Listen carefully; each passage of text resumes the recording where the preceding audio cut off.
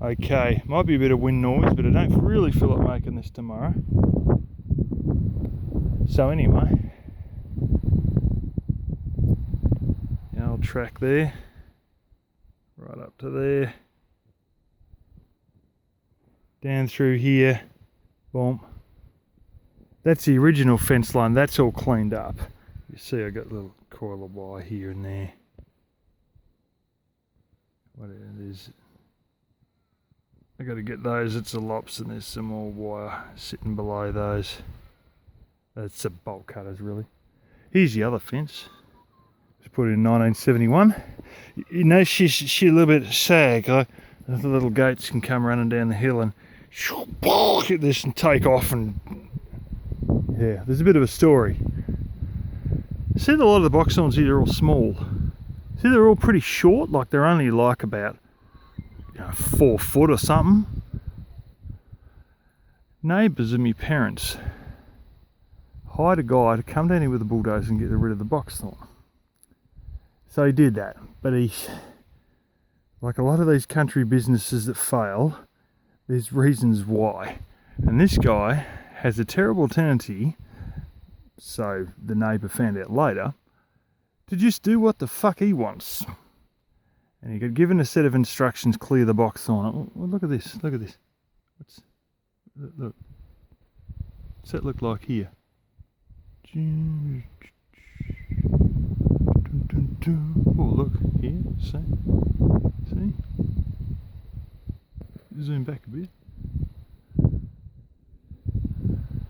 With no instruction at all, the dickhead decided he was going to put in a fucking path, like a roadway here. And he rolled a whole heap of rocks straight down onto this fence, like a heap of them, and bent the whole fucking thing down on an angle, because this is what you get. Well, I mean, that really is how bad it fucking is, how you can see there.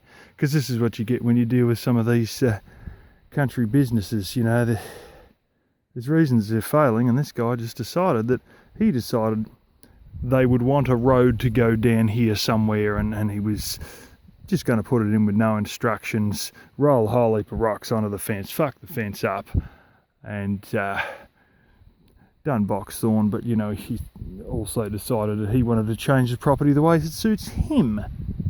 Henceforth, why I often say that these country businesses have issues as to why they're not making it. Most of them are issues involving neglecting customers or doing their own bloody thing. I could go on with another few other examples, and I've got another video where I do point out another example, and that'll be coming another time. Continues on here. Down here, we only got a few wires that need doing. It's sort of come out through this box thorn, and a lot of these areas here, there's only 2 or 3 wires.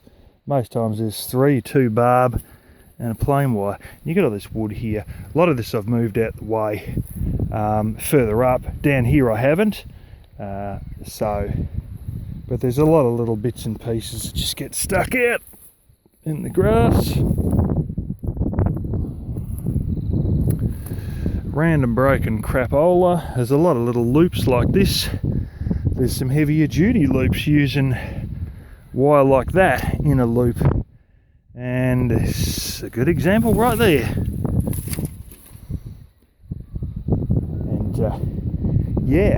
And some of these bits of fence end up sort of down here when the fence is up here.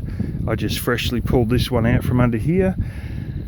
A lot of it's like this. This looks not too bad, doesn't it? That's because I just rolled that up, and that was on top, so I had to sort of shake a few of the rocks off at first, then I rolled it up, and that basically went from here right through to within 2 or 3 meters of that bush there. And if you look, there's some chicken wire, galvanized chicken wire, and then that runs a lot further, and that's got a lot more rocks on top of it.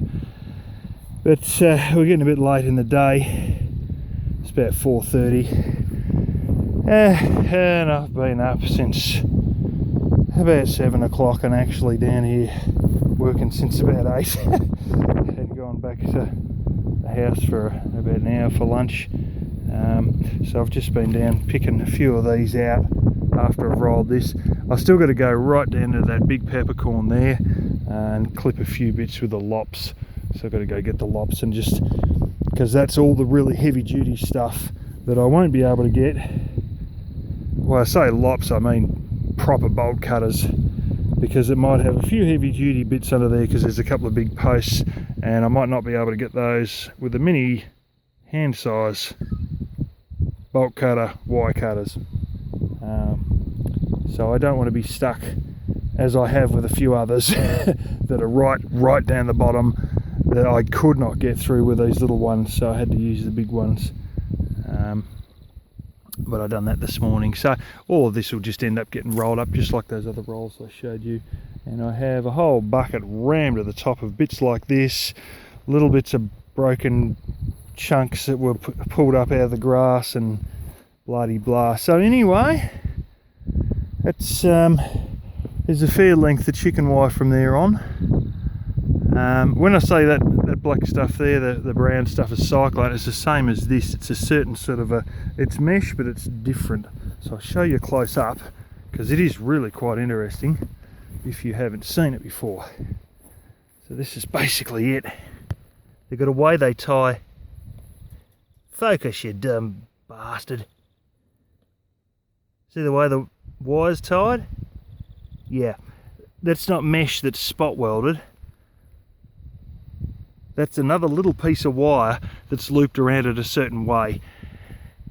And they handle movement far, far, far better, because if it's actually spot welded, it'll just snap. Whereas these, you strain them, sheep headbutts them, whatever, you know, tree hits them or whatever, they just all sort of stretch, whereas the spot welded stuff will break. And all of these on the top, they coil it round. Jesus, phone's a heap of shit. They coil it round like that on the top, and I believe the bottom is the same. A lot of times the bottom will rust off. It just happens. It gets sat in the soil and stuff like that. It always happens, the bottom rots off. Anyway, that's that.